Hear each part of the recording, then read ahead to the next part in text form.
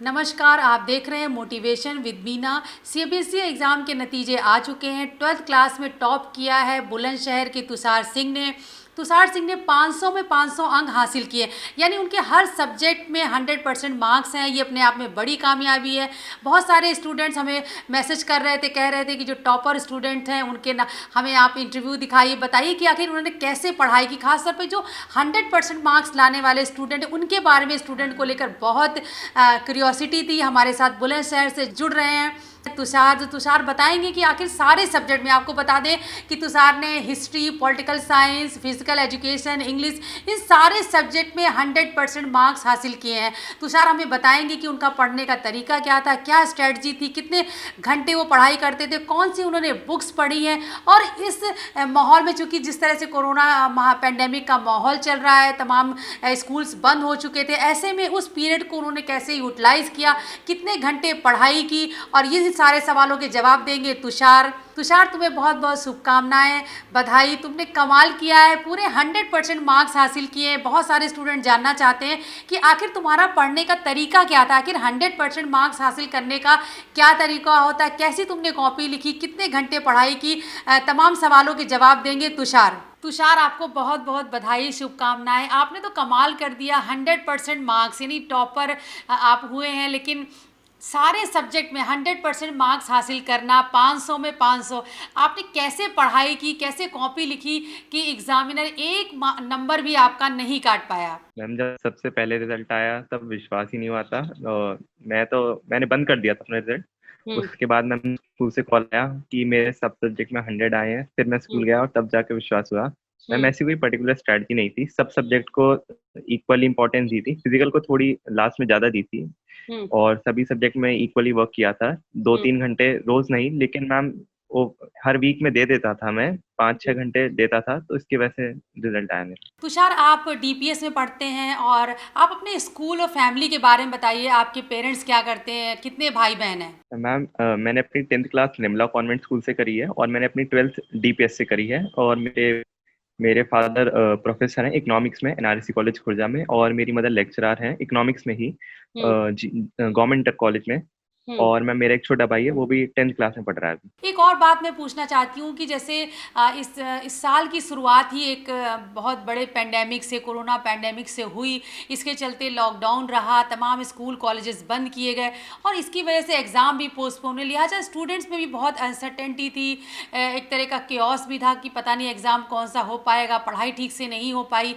तो उस सारे एनवायरनमेंट में आपने खुद को कैसे पॉजिटिव रखा, और इस एनवायरनमेंट में रहकर पढ़ाई कर कर कैसे आपने अपने स्ट्रेस को कैसे आपने कंट्रोल किया, और इतनी अच्छा रिजल्ट आपका किस तरह आया?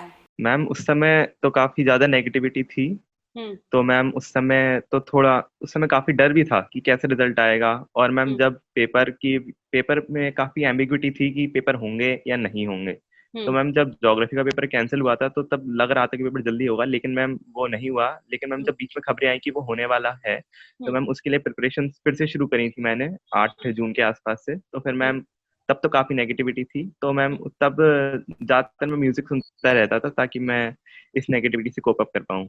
हाँ, इससे पहले मैं कि इंटरव्यू में आगे बढ़ूँ, तमाम जो ऑडियंस सुन रहे हैं, तमाम सारे स्टूडेंट जो इस इंटरव्यू को देख रहे हैं, मैं बताना चाहती हूँ कि तुषार ने 500 में 500 मार्क्स हासिल किए। चूँकि एक सब्जेक्ट था ज्योग्राफी का, उसका पेपर हुआ ही नहीं, लेकिन जो 5 सब्जेक्ट थे, history, political science, physical education, ये सारे सब्जेक्ट में, इंग्लिश में, सारे सब्जेक्ट में तुषार ने 100 में से 100 अंक हासिल किए, यानी हर सब्जेक्ट में इनको 100% मार्क्स हासिल हुए। तुषार, हमें ये बताइए कि तमाम स्टूडेंट्स के अंदर ये क्यूरियोसिटी है कि आपने कैसे कॉपी लिखी। मतलब बहुत सारे ब्रिलियंट स्टूडेंट हो सकते हैं जिन्होंने पढ़ाई की होगी, लेकिन आपने कैसे कॉपी लिखी कि एग्जामिनर एक नंबर भी आपका नहीं काट पाया? मैम, इंग्लिश में हमेशा से ही थोड़ा-सा, मैम मेरा थोड़ा-सा बुरा एक्सपीरियंस रहा इंग्लिश के साथ ही, तो मैम इंग्लिश में ज़्यादा मेहनत करी थी। हम्म। इंग्लिश के पेपर से 1 महीने पहले मैम मैंने सारी राइटिंग स्किल को बहुत ज़्यादा बार प्रैक्टिस किया था, और सारी अपनी इंग्लिश टीचर से मैंने चेक करवाई थी, ताकि उनमें जो भी मिस्टेक हो मैं सही कर पाऊँ। और हम्म। मैम, मैंने फॉर्मेट पे बहुत ज़्यादा ध्यान दिया। फॉर्मेट से मैम मैंने बिल्कुल जैसा फॉर्मेट था वैसे ही लिखा। हम्म। और मैम, मैम इंग्लिश में प्रेजेंटेशन बहुत मायने रखती है। अगर आपने बहुत आपकी राइटिंग अच्छी है और आपने प्रेजेंटेशन अच्छी दे रखी है, तो मार्क्स आपको मिल जाते हैं। तो हुँ। मैम इंग्लिश में तो मैम मैंने ये मेहनत करी थी, और मैम बाकी सब सब्जेक्ट में उन सब में मैम एनसीईआरटी पे बहुत फ़ोकस किया। एनसीईआरटी की मैम एक-एक लाइन को अच्छे से याद करके उसे समझ के मैंने पढ़ा, और मैम इसी वजह से नंबर आए। तुषार, अब मैं ये जानना चाहती हूँ कि तमाम सारे स्टूडेंट्स का भी यही सवाल है कि क्या जो एक टॉपर है जो 100% मार्क्स और सारे सब्जेक्ट में लेके आता है, क्या एक्स्ट्रा एफर्ट क्या किया आपने? मतलब जितने भी आपके सब्जेक्ट हैं, history, political science, English, physical education, ये सारे सब्जेक्ट्स में आपने खुद से जो स्कूल में प्रेस्क्राइब्ड बुक थी वही पढ़ी, या आपने कोई एक्स्ट्रा बुक पढ़ी? मैम स्कूल में प्रिस्क्राइब्ड बुक्स एनसीईआरटी थी। मेरा फ़ोकस वही था। मैम 90% 95% तक मेरा फ़ोकस वही था। उसके अलावा मैम मैंने सैंपल पेपर लिए थे, ताकि मैम मैं हुँ। पिछले साल के जो पेपर आए हैं उनसे मैं अवेयर हो पाऊँ मैम, बस यही बुक्स थी। मेन तो एनसीईआरटी ही थी मैम। अब तुषार ये बताइए कि आपका सब्जेक्ट जैसे हिस्ट्री है, हिस्ट्री में आपने 100% मार्क्स हासिल किए, तो आप ये बताइए कि कैसे 100% मार्क्स आपने हासिल किए? कैसे आपने कॉपी लिखी? कैसे आपका पढ़ाई का क्या प्रोसेस था? कैसे आप पढ़ते थे? आप लर्निंग करते थे, रिवाइज़ करते थे, लिख के पढ़ते थे? किस तरह या अंडरस्टैंडिंग बहुत अच्छी होती है? तो अगर मैं एक सब्जेक्ट वाइज़ पूछूँ, अगर हिस्ट्री की मैं बात करूँ, तो क्या आपकी स्ट्रेटजी थी? जैसे बहुत सारे लोग कहते हैं अगर हिस्ट्री को समझना है तो हमें उन ऐतिहासिक जगहों पर जाना चाहिए, ताकि एक वो सारी चीज़ें आपकी मेमोरी में इनबिल्ट हो जाएं, आपको अच्छे से समझ में आ जाए। तो हिस्ट्री में क्या आपने कौन सी बुक पढ़ी, कितने घंटे आपने पढ़ाई की, क्या आपकी स्ट्रेटजी थी? मैम हिस्ट्री में कई टाइप के क्वेश्चंस होते हैं। पहले तो 20 एमसीक्यू, इस साल पैटर्न बदल गया था, तो 20 हम्म, एमसीक्यू हैं। तो मैम उसके लिए तो आपको मैम एनसीईआरटी का पूरा बहुत अच्छे से पढ़ना पड़ेगा। अगर नहीं पढ़ेंगे तो एमसीक्यू मिस हो जाएंगे। फिर मैम 2 या 4 नंबर के भी क्वेश्चन थे, तो उसके लिए मैम आपको हर टॉपिक की अच्छी नॉलेज होनी चाहिए, कि मैम हम्म, उसमें से कोई पॉइंट छूटना नहीं चाहिए मैम। और 8 नंबर के लिए आपको उसमें एक-एक टॉपिक, जो कई बार लेंथी टॉपिक होते हैं, उनको देखना पड़ता है। और मैम कुछ इसमें सोर्स बेस्ड क्वेश्चन होते हैं, तो मैम जो बुक्स में सोर्सेज़ होते हैं, उनको पढ़ के जाना होता है। उन्हें उन्हें याद नहीं करना है, उन्हें मैम हल्का सा पढ़ लेना है, ताकि आपको आइडिया लग जाए कि इसमें ऑथर क्या कहना चाह रहा है। और हम्म, मैम कई बार एग्ज़ाम्स में मैम सोर्सेज़ में से अजीब से क्वेश्चन आते हैं, तो मैम तब हमें जो सोर्स में लिखा है उस वही लिखना है, कोई अपने आप से चीज़ें नहीं लिखनी। हम्म, और मैम हिस्ट्री में मैम जो डेट्स होती हैं, उनको अच्छे से प्रिपेयर करना चाहिए, क्योंकि मैम डेट्स बहुत थोड़ी गड़बड़ कर जाती हैं। हम्म। और मैम कई बार जो ऑथर्स और उनके वर्क्स होते हैं, उनको ध्यान में रखना पड़ता है, और उनके बायसेस को ध्यान में रखना पड़ता है मैम। तुषार, मैं ये पूछना चाहती हूँ कि जैसे आपने पूरे सब्जेक्ट में सारी बुक्स को आपने पढ़ा, लेकिन जब आप स्कूल में पढ़ रहे थे तब आपकी किस तरह रूटीन होता था? यानी आप स्कूल गए, आपने स्कूल में मैम ने जो पढ़ाया या सर ने पढ़ाया, आपने पढ़ लिया, उसी दिन आके आपने उन चीज़ों को समझ लिया, याद कर लिया, लिख लिया, या आप उसके लिए कोई अलग टाइम स्लॉट करते थे कि ठीक है इस हफ्ते ये सारी पढ़ाई होगी, भी सैटरडे संडे हम ज़्यादा फोकस करेंगे? तो जब आप स्कूल जाते थे तब आपका पढ़ने का क्या तरीका होता था, क्या रूटीन होता था आपका पढ़ने का? मैम वही था कि मैम जो पढ़ाया जाता था स्कूल में, मैं उनसे पीछे रहता था। थोड़ा-सा कई बार स्कूल में स्पीड तेज़ हो जाती थी, तो मैं उसको कवर नहीं कर पाता था। लेकिन मैं पूरी कोशिश करता था कि मैं जो भी जिस दिन पढ़ूँ, जो भी स्कूल में पढ़ाया जा रहा है, मैं उसी दिन याद कर लूँ, हम्म, और उसे अगले दिन रिवाइज़ कर लूँ। हम्म, मैम हमारा मैम सीबीएसई करिकुलम बहुत ज़्यादा इम्पोर्टेंस देता है मैम रोड लर्निंग को। तो मैम हम्म, इसमें आपको, अगर आप समझ भी लेंगे, तो कई बार हो सकता है आपका एक ज़रूरी पॉइंट मिस कर जाए। तो शायद मैम इसमें मैम सभी को रटना पड़ता है, चाहे कुछ आप इसको समझ लें। लेकिन मैम इसमें ये है कि मैम ऐसे नहीं रटना चाहिए कि आपको पता ही नहीं हो कि आप क्या लिख रहे हैं, और अगर आपका एक पॉइंट मिस हो जाए, तो आप इससे आगे से एक्सप्लेन ही ना कर पाएँ। हम्म। तो मैम मेरे ख्याल से समझना होता है, और मैम फिर उसके बाद रटना चाहिए, ताकि मैम सही अच्छे नंबर आ सकें। हाँ तुषार, बहुत सारे स्टूडेंट जानना चाहते हैं, जो टॉपर बनना चाहते हैं, बहुत मेहनत करते हैं, वो कह रहे हैं अगर सपोज हिस्ट्री की बात करें, आपने हिस्ट्री को कैसे इतना आसान बनाया कि 100 में 100 आपको नंबर मिल गए?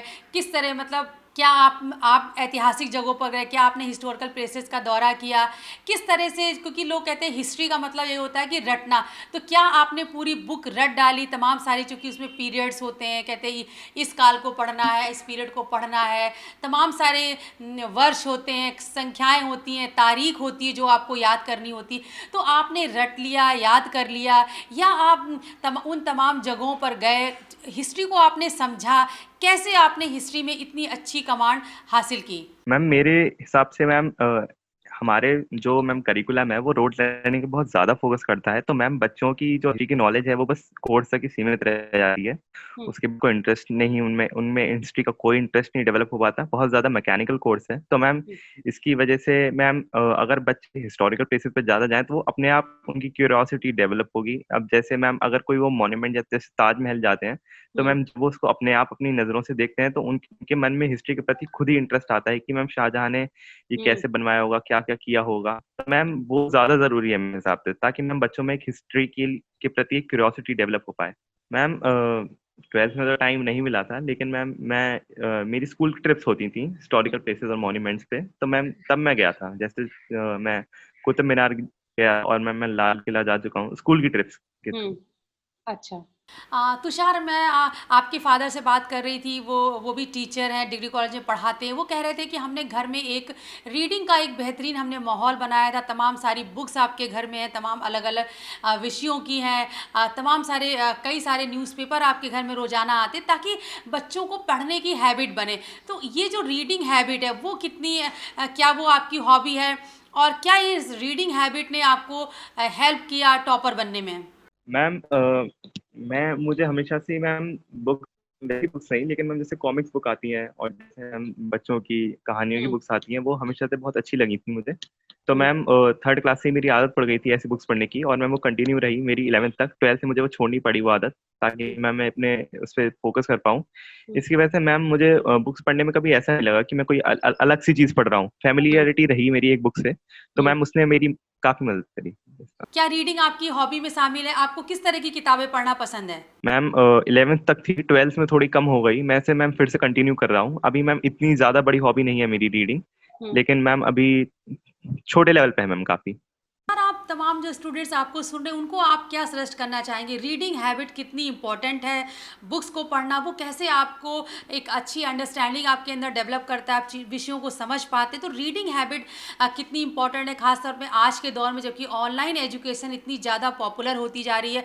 तमाम सारे स्टूडेंट आजकल ऑनलाइन पढ़ाई कर रहे हैं, इसके अलावा स्टूडेंट्स का बहुत समय सोशल मीडिया में बीत जाता है। तो ऐसे स्टूडेंट को आप क्या सलाह देना चाहेंगे?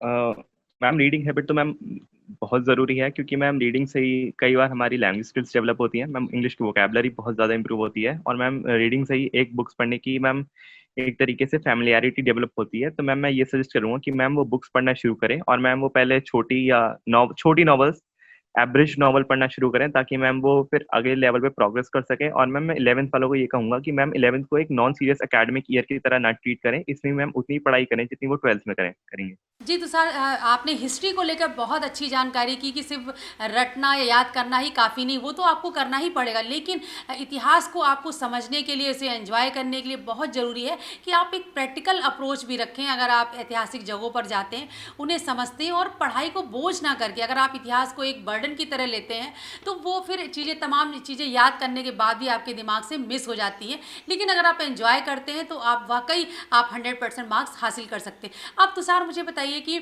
पॉलिटिकल साइंस में भी आपने 100% मार्क्स हासिल किए हैं। पॉलिटिकल साइंस की पढ़ाई आपने कैसे की? कौन-सी बुक पढ़ी? कितना समय दिया आपने? मैम पॉलिटिकल साइंस में 2 ही बुक थी। मैम मैंने जो एनसीईआरटी की थी वही दोनों पढ़ी थी और मैम दोनों बुक्स में एक-एक लाइन को अच्छे से पढ़ा था मैम हुँ, और मैम जो भी मैप्स थे उनके लिए अलग से प्रिपरेशन करी कि हुँ, कौन से स्टेट में कौन-सा इवेंट पर्टिकुलरली हुआ और कौन-सा और मैम कई बार मैम क्या होता है मैम उसमें कोल्ड वॉर का एक चैप्टर था तो मैम उसके लिए यूरोप के सारे कंट्रीज़ की मैम मुझे बहुत ज़्यादा अच्छे से प्रिपरेशन करनी पड़ी हुँ, और मैम ज्योग्राफिकल लोकेशंस उसमें ध्यान रखनी पड़ती थी सभी स्टेट्स की और मैम हुँ, कौन से फेमस लीडर कौन से स्टेट से एसोसिएटेड थे, ये हुँ। सभी याद करना पड़ा था मैम। हाँ, तुषार जैसे आपने कहा कि एनसीईआरटी की बुक्स आपने पढ़ी जो आपके स्कूल में प्रिस्क्राइब थी और कोई एक्स्ट्रा बुक नहीं पढ़ी। लेकिन क्या इसके अलावा आपने और अच्छी चूँकि विषयों में लगातार प्रैक्टिस करने के लिए, कमांड हासिल करने के लिए, क्या आपने प्रीवियस ईयर के क्वेश्चन पेपर्स भी सॉल्व किए? Ma'am yes ma'am last year के सारे सैंपल पेपर मैम सॉल्व किए और मैम मेरे स्कूल ने जो मैम मुझे प्री बोर्ड के पेपर दिए थे, मैम वो भी बहुत अच्छे थे, काफ़ी अच्छी क्वालिटी के क्वेश्चन थे उसमें मैम। हुँ। और मैम कोई अलग बुक नहीं पढ़ी थी मैम मैंने। मैम मैंने 11th में ट्यूशन लिया था, लेकिन मैम मुझे 12th में ज्योग्राफी ऐसी कुछ ज़्यादा टफ नहीं लगी थी, ह्यूमन ज्योग्राफी थी 12th में, तो मैम इसलिए मैंने 12th में कोई ट्यूशन नहीं लिया। ये तो आपने तुषार अपनी सेल्फ स्टडी के बारे में बताया कि आपने कैसे पढ़ा। लेकिन आप बताइए आपके स्कूल में टीचर्स कैसे पढ़ाते थे? आपकी कामयाबी में, आपको टॉपर बनाने में आपके टीचर्स का कितना बड़ा योगदान है? मैम टीचर्स का बहुत ही ज़्यादा कंट्रीब्यूशन रहा है क्योंकि मैम कई बार मुझे डाउट्स आ जाते थे, कई हुँ, बार चीज़ें समझ में नहीं आती थी, तो वो हर बार उसे क्लियर करते थे हुँ। और मैम टीचर्स ने बहुत अच्छा पढ़ाया, वो बहुत ज़्यादा मेहनती थे, हर कोई पीरियड मिस नहीं करते थे और मुझे कई बार बच्चे एब्सेंट हो जाते थे, तो उन्हें भी मना करते थे एब्सेंट होने से और मैम उन्होंने बहुत मेहनत करी और उन्होंने जब भी कोई डाउट आया तो सब क्लियर किए और उन्होंने कई सैंपल पेपर मुझे बना के दिए ताकि मैं सही से मेहनत कर पाऊँ और मैम मुझे टाइम मैनेजमेंट उन्होंने ही सिखाया। जी तुषार आपने टाइम मैनेजमेंट की बात की, बहुत ज़रूरी होता है सारे स्टूडेंट्स के लिए, चाहे वो 10th में हो, 12th में हो या फिर किसी कॉम्पिटिटिव एग्ज़ाम की तैयारी कर रहे हों, उनके लिए टाइम मैनेजमेंट बहुत ज़रूरी होता है। आप मुझे बताइए कि सुबह से शाम तक आपका क्या रूटीन रहता था? कैसे आप अपने जो हर स्टूडेंट के पास 24 घंटे ही होते, आप अपने टाइम को कैसे मैनेज करते थे? कितना पढ़ाई को टाइम देते थे? मैं सुबह उठता था और मैं अपना डेली सुबह के कोर्स करता था। उसके बाद मैं गाने सुनता था और मैं 2 घंटे पढ़ाई फिर 2 घंटे ब्रेक के साथ पढ़ता था। ऐसे करते-करते मेरी 8 घंटे की पढ़ाई हो जाती थी और मैं पूरे दिन बुक्स नहीं पढ़ता था। मैं सोशल मीडिया पे भी काफ़ी एक्टिव रहता था। इंस्टाग्राम में चला लेता था मैं 1 घंटा, 1 डेढ़ घंटे। तो ऐसा कुछ नहीं था कि मैं पूरे दिन ही बुक्स में लगा रहता था। ये तो आपने रूटीन बताया, आप ही बताइए तुषार, आप स्कूल की पढ़ाई के अलावा आप अप सेल्फ स्टडी यानी खुद से आप कितना समय अपनी पढ़ाई को देते थे? कितने घंटे आप पढ़ाई करते थे? मैम स्कूल जिस दिन छुट्टी होती थी मैम उस दिन मैं 8 घंटे पढ़ लेता था और जिस दिन मैम छुट्टी नहीं होती थी उस दिन 5 घंटे। तुषार आपने कहा कि आप इंस्टाग्राम पर भी हैं और आप गाने भी सुन लेते हैं, तो क्या जैसे लोगों को लगता है कि टॉपर जो है दिन रात पढ़ता ही रहता है, आप मुझे ये बताइए क्या ये जो आप गाने सुनना या फिर सोशल मीडिया पे एक्टिव रहना इन चीज़ों ने आपको डिस्ट्रैक्ट नहीं किया? आप पढ़ाई में किस तरह आप फोकस कर पाए?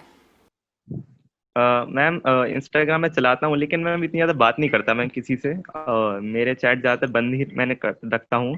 तो हुँ। मैम उसमें मैं बात नहीं करता था, इस वजह से डिस्ट्रैक्शन नहीं आता था और मैम मैं इंस्टाग्राम को एंटरटेनमेंट के लिए चलाता था। मैम उसकी आदत नहीं पड़ने देता था। मैम उसमें हुँ, एक लॉक लगा रखा था मैंने कि मैम मैं इतनी देर ही चला सकता हूँ वो। हुँ। उसके बाद मैं उसे बंद कर देता था और मैम गाने भी मैम बस अपने अगर पढ़ाई का ब्रेक है तो उसमें सुनता था। मैम ऐसे कोई डिस्ट्रैक्शन नहीं था उससे। जी, इसके अलावा आपकी कोई और हॉबी है? किस तरह की बुक्स आप पढ़ना पसंद करते हैं? टीवी देखते हैं फ़िल्में देखते हैं या स्पोर्ट्स में आपको इंटरेस्ट है? यस मैम, मैम पहले स्विमिंग और टेबल टेनिस में बहुत इंटरेस्ट था, लेकिन मैम वो 12th में छूट गया मेरा और मैम थ्रिलर नॉवेल्स में इंटरेस्ट है मैम मुझे, लेकिन मैम अभी कम पढ़ पाया हूँ, लेकिन मैम हुँ, अच्छी लगती हैं थ्रिलर्स नॉवेल और हुँ। मैम वेब सीरीज़ नेटफ्लिक्स की और अमेज़न प्राइम की इन सब।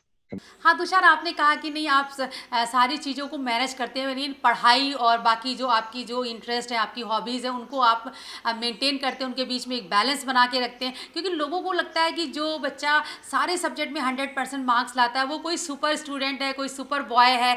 आप कैसे बैलेंस रखते हैं? आप कैसे इन सारी चीज़ों को मैनेज कर लेते हैं? मैम मेरा एक शौक थे, लेकिन मैम एक्चुअली में 12th में सब मेरे ज़्यादातर छूट गए थे। मैम स्विमिंग और टेबल टेनिस मैंने 12th में छोड़ दी थी मैम, तो हुँ, क्योंकि मेरा पढ़ाई से फोकस हट रहा था और मैम सिर्फ़ मैंने नॉवल पढ़ना ही थोड़ा बहुत जारी रखा। मैं सिर्फ़ 4-5 नॉवल ही पढ़ पाया था पूरे साल में। हुँ, तो मैम उसमें मैम मेरा फ़ोकस बस मैम थोड़ा-सा एक्सरसाइज़िंग पे ही था। मैं वो 1 घंटे कर लेता था और मैम जो बाकी एक्टिविटीज़ जैसे मैम इंस्टाग्राम चलाना और गाने सुनना, हुँ। ये सभी तब एक्टिव रह पाई थी 12th में मैम। ओके। अब मैं पॉलिटिकल साइंस के बाद फिजिकल एजुकेशन के बारे में बात करूंगी। आपने फिजिकल एजुकेशन की पढ़ाई कैसे की? क्या आपकी स्ट्रेटजी रहती थी? कौन सी बुक आपने पढ़ी? किस तरह आपने प्रैक्टिस की? कैसे आपके 100% मार्क्स आए? मैम फिज़िकल एजुकेशन में मैम मैंने जो मेरी कोर्स में बुक थी, मैम मैंने हुँ, वही पढ़ी और मैम इसको मैम ऐसे नहीं रखा कि मैं बाद में पढ़ूँगा। जब हुँ, टेस्ट आता था मेरा फिज़िकल एजुकेशन का, उससे 1 हफ्ते पहले मैं पढ़ना शुरू कर देता था और जब भी टेस्ट होता था, हुँ। तो मैम उससे प्रैक्टिस भी हो जाती थी और मैम पता भी चल जाता था सिलेबस क्या है और मैम जो सिलेबस था उसी पे स्पेसिफिक रहा था मैम मैं, क्योंकि सिलेबस हल्का-सा कट शॉर्ट हो गया था, तो मैम मैंने उस पे ही फ़ोकस किया। इसमें फिजिकल एजुकेशन में आप कैसे आप लर्निंग पे आपका ज़्यादा फोकस था या आप फिर अंडरस्टैंडिंग पे फोकस करते थे, प्रैक्टिस करते थे? फिजिकल एजुकेशन में भी आपने 100 में 100 अंक हासिल किए। इसकी पढ़ाई आपने कैसे की?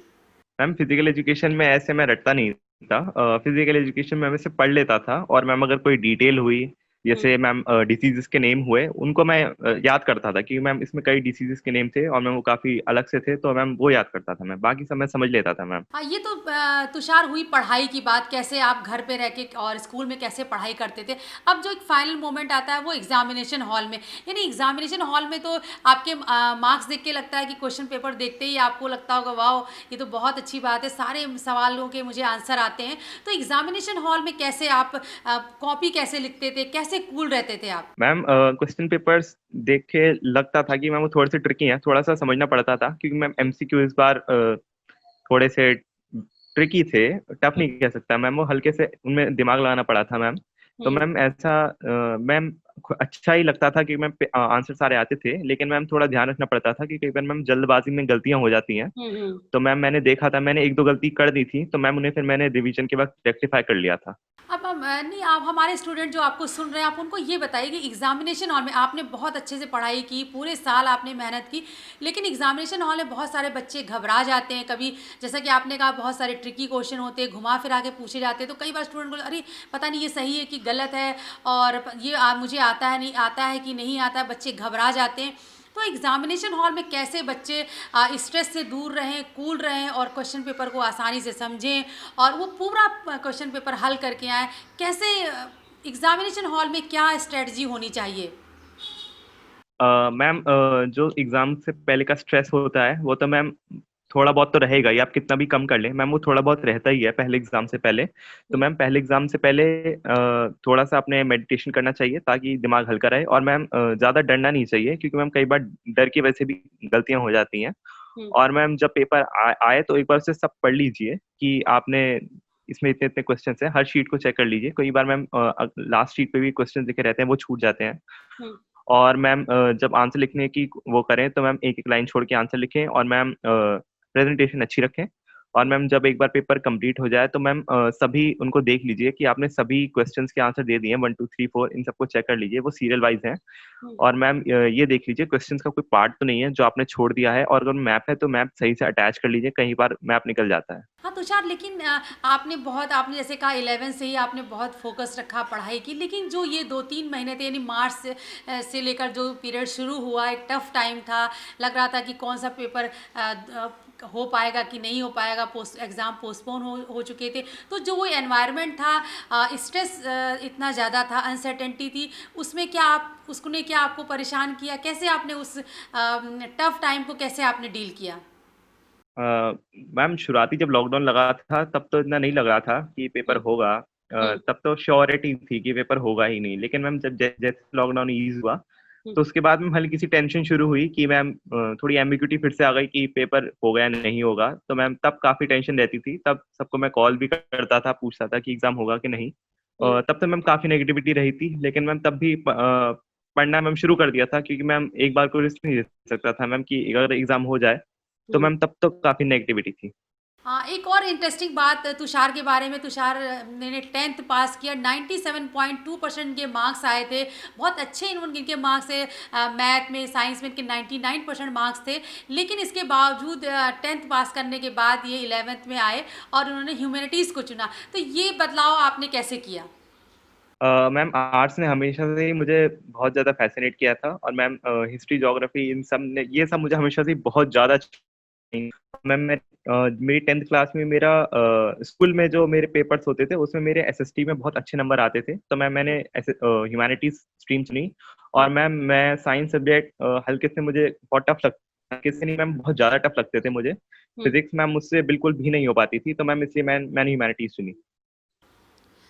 हाँ तुषार, जैसे आप ह्यूमैनिटी के स्टूडेंट्स हैं और वाकई आपने 10th साइंस साइड से पास किया, उसके बाद आपने पॉलिटिकल साइंस हिस्ट्री जैसे सब्जेक्ट को चूज़ किया, और पिछले 3 साल का अगर सीबीएसई का रिकॉर्ड देखें तो ह्यूमैनिटीज़ के जो बच्चे हैं वो 100% मार्क्स ला रहे हैं, तो आपको क्या लगता है कि जो ट्रेंड है वो क्या मैसेज दे रहा है, और आप किस तरह ये बदलाव हो रहा है और बच्चे ये सारे जो आर्ट साइड के सब्जेक्ट है उनको वो चूज़ कर रहे हैं, इस बदलाव को आप कैसे देखते हैं, और आपने क्यों साइंस के बाद कैसे आपने हिस्ट्री ज्योग्राफी जैसे सब्जेक्ट को चूज किया? मैम एक तो मैम सबसे पहले मैम सब ह्यूमैनिटीज के सब्जेक्ट में एक तो मैम अब ज़्यादा नंबर लग गया, 100 नंबर अब पॉसिबिलिटी अब आ गई है मिलने हम्म। की। ऊपर हम्म। से मैम अब मैंने देखा मैम मैंने इस साल का पेपर मैम फिजिक्स का काफी टफ आया था मैम शायद। हम्म। तो मैम ये भी एक है मैम, वो कई बार आईटी लेवल के क्वेश्चंस शायद डाल देते हैं, तो मैम हम्म। उससे बच्चे शायद नहीं कर पाते। और मैम साइंस में मैम क्या हो रहा है मैम, साइंस में कॉन्सेप्ट्स मैम वो उन्हें कॉन्सेप्ट पढ़ाया जाता है और मैम वो क्वेश्चंस फिर उसी कॉन्सेप्ट के मुताबिक देते हैं। लेकिन मैम हमारी जो ह्यूमैनिटीज की स्ट्रीम है उसमें मैम जो हमारा कंटेंट होता है उसी में से क्वेश्चंस आते हैं। इसलिए मैम हमारे में काफी स्पेसिफिक होता है कि मैम हमारी 2 बुक हैं, लेकिन मैम साइंस साइड में कई बार कई बुक्स में से क्वेश्चन आ जाते हैं। तो मैम ये भी एक रीजन हो सकता है। हम्म। मैम मैं इन्हीं को कहना चाहता हूँ, यही रीजन है। हाँ तुषार, जैसे आपने कहा कि आप साइंस के बाद आर्ट स्ट्रीम में आ गए। आप हमारे बहुत सारे स्टूडेंट जो हमें सुन रहे हैं, क्योंकि ज़्यादातर पेरेंट्स का भी फोकस होता है कि वो साइंस को ज़्यादा प्रेफरेंस देते हैं कि आपको डॉक्टर या इंजीनियर बनना है। आप क्या आर्ट साइड स्ट्रीम में क्या अपने लिए स्कोप देते हैं? आपने जिस तरह के सब्जेक्ट लिए, history, political science, geography, English, physical education, आप करियर के लिहाज से क्या अपॉर्चुनिटीज़ देखते हैं? मैम मेरा लक्ष्य अभी बीए हिस्ट्री ऑनर्स करने का है। उसके बाद में मैं यूपीएससी तैयारी करूंगा। मेरा लक्ष्य आईएएस बनना है। मैं आईएएस ऑफिसर बन के मैम देश की सेवा करना चाहता हूँ, ताकि मैं अपने सोसाइटी में एक पॉजिटिव चेंज ला पाऊँ और हम्म। मैम दूसरों की समस्याओं का निवारण कर सकूँ और दूसरों की जिंदगी में एक खुशी ला पाऊँ। तुषार, आपने तो साफ कर दिया कि आप ग्रेजुएशन करना चाहते हैं हिस्ट्री में, इसके बाद आप यूपीएससी की तैयारी करना चाहते हैं, आप आईएएस अफसर बनना चाहते हैं। जो तमाम स्टूडेंट्स ये सारे जो आर्ट साइड के सब्जेक्ट लेना चाहते हैं, और पेरेंट्स के लिए भी एक मैसेज होगा कि वो अपने बच्चों को फोर्स ना करे कि नहीं साइंस ही पढ़ना। अगर उसका साइंस में इंटरेस्ट है, डेफिनेटली उसे पढ़ना चाहिए, लेकिन अगर साइंस मैथ में इंटरेस्ट नहीं है तो आर्ट स्ट्रीम के सब्जेक्ट भी बहुत अच्छे होते हैं। अब हमारे स्टूडेंट्स को बताइए कि यूपीएससी के अलावा और भी करियर की क्या अपॉर्चुनिटीज़ हो सकती हैं इन सब्जेक्ट्स में? मैम कई पॉसिबिलिटीज हैं। जैसे मैं अगर आप हिस्ट्री से आप आर्किटेक्ट बन सकते हैं, क्यूरेटर बन सकते हैं, हिस्टोरियन बन सकते हैं। ज्योग्राफी से मैम मेट्रोलॉजिस्ट बन सकते हैं आप, रिमोट सेंसिंग में जा सकते हैं, एरियल फोटोग्राफी, इन सब में। और मैम पॉलिटिकल साइंस से पॉलिटिकल एनालिस्ट बन सकते हैं। मैम लॉ के सारे करियर ह्यूमैनिटीज में आती हैं, जज, लॉयर, एडवोकेट, इन सब में। Hmm. Ma'am fashion designer, ma'am hotel hmm. Management, ये सब मैम ह्यूमैनिटीज के कैरियर है। तुषार, आप साइंस के स्टूडेंट थे और आपके मम्मी पापा दोनों टीचर हैं। उन्होंने आपको फोर्स नहीं किया कि नहीं तुम्हें साइंस ही पढ़नी है, डॉक्टर या इंजीनियर ही बनना है? तुषार, ये तो आपने एक सब्जेक्ट वाइज मुझे पूरी आपने बताया कि आपने कैसे पढ़ाई की, क्या आपका पढ़ने का तरीका था। अब आप ये बताइए, लोगों को लगता है कि जो बच्चा 100% मार्क्स लाता है सारे सब्जेक्ट में, वो बहुत ही एक सुपर बॉय, सुपर गर्ल या सुपर स्टूडेंट होता है।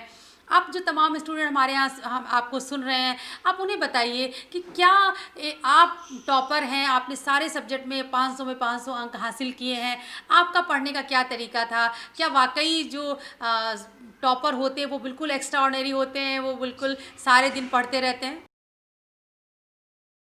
मैम कुछ अलग नहीं होते, बस मैम 490 मैम जिसके 99% आए और जिसके 100% आए हैं मैम, उनमें बहुत कम अंतर होता है मैम, बस एक एक नंबर का अंतर होता है। तो हम्म। मैम ऐसा कुछ अलग बात नहीं है मैम। मैं भी जितने नॉर्मल बच्चे घंटे पढ़ते थे, आज जैसे 8-7 घंटे, उतना ही पढ़ता था मैं भी। हम्म। मैम बस ये रहा कि मैम जो गलतियां हुई एग्जाम्स में उन पे फोकस किया। मैम मेरे प्री बोर्ड में नंबर टॉप में नहीं था मैम। हम्म। मैं टॉप 5 में था मैम, मैं थर्ड या फोर्थ पोजीशन में था। तो मैम जो प्री बोर्ड में गलतियां होती थी उन सबको रेक्टिफाई किया, हम्म।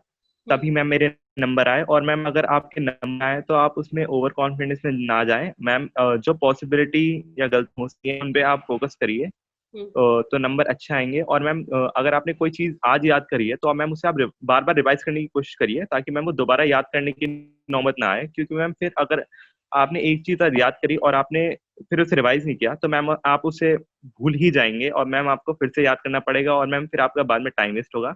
और मैम 12th में वैसे भी टाइम काफी कम रहता है, तो मैम रिवीजन आप कई बार करिए और मैम प्रैक्टिस करिए जो पिछले साल के पेपर हैं, ताकि आपको पता चल सके आपका स्कोर कितना बैठ रहा है। और मैम जो गलतियां आ रही हैं उन्हें आप रेक्टिफाई करिए।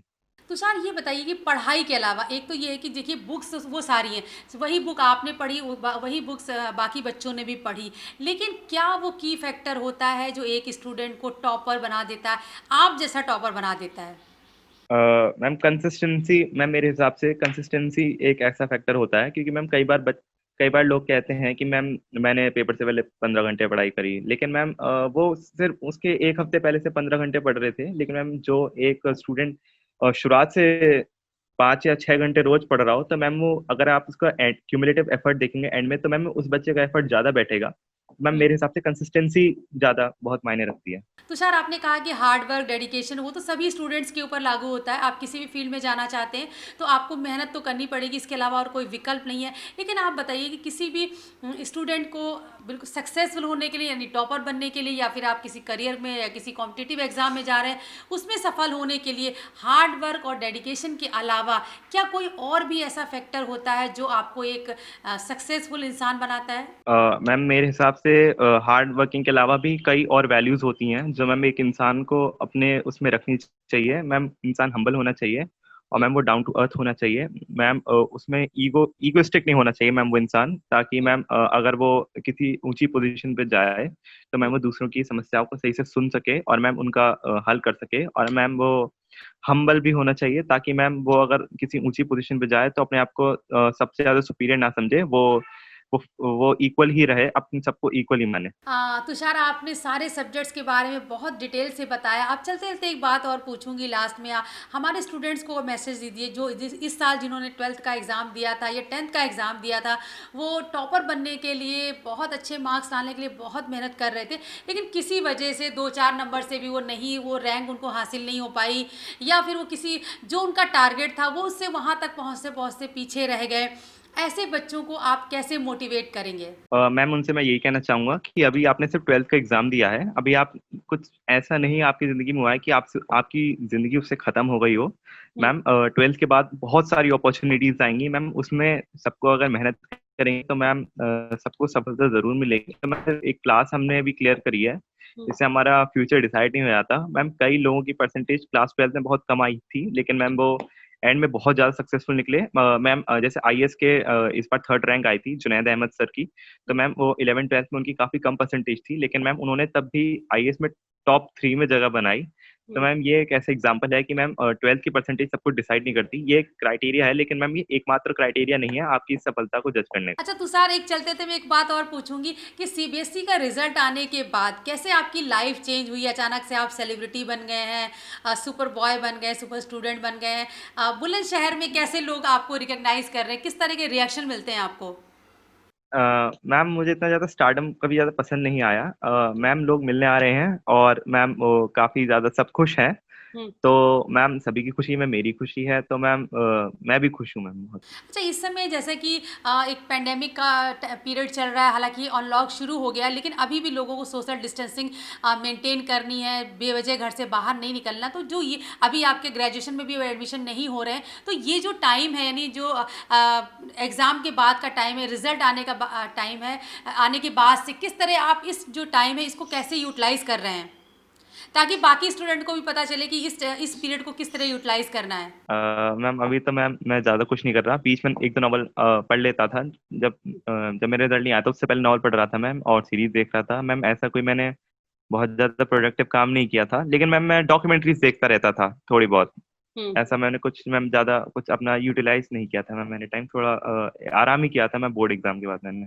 तो ये थे तुषार, जिन्होंने बताया कि पढ़ने का क्या तरीका होना चाहिए, रोज़ाना आपको रेगुलर। उन्होंने कहा कि कामयाबी हासिल करने के लिए बहुत ज़रूरी है कि आपकी कंसिस्टेंसी रहनी चाहिए। ये नहीं होना चाहिए कि आज आपने पढ़ाई 10 घंटे कर ली, अगले दिन आपने गैप कर दिया, आपने नहीं पढ़ाई की। आपको लगातार पढ़ना है, आपको हैंड राइटिंग भी बहुत अच्छी रखनी है, लगातार प्रयास करना है, और अगर आप इस तरीके से पढ़ते हैं, लगातार फोकस करते हैं, तो आप कामयाब ज़रूर होंगे। इसके अलावा अगर आप तुषार से कोई और सवाल पूछना चाहते हैं तो इस वीडियो के नीचे कमेंट बॉक्स दिया हुआ है, उसमें आपने सवाल भेज सकते हैं। हम कोशिश करेंगे आपके तमाम सवालों के जवाब हम आपको दे सकें। आप देखते रहिए मोटिवेशन विद मीना।